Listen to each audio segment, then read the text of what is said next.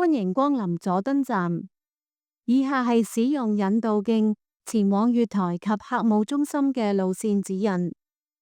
如要前往月台，請於閣下現時身處位置右轉前行。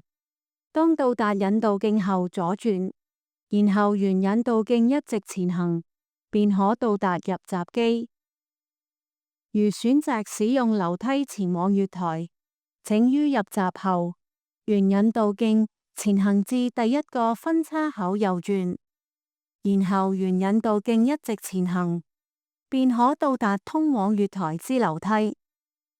到達月台後，右邊為往中環方向之月台，左邊為往荃灣方向之月台。如選擇使用升降機前往月台，請於現時身處位置右轉前行。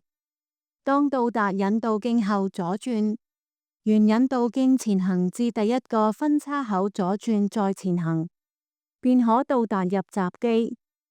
入閘後沿引導徑一直前行，便可到達通往月台之升降機。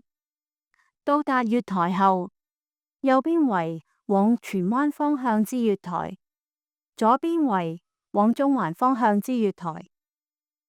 如要前往客務中心，請於現時身處位置右轉前行。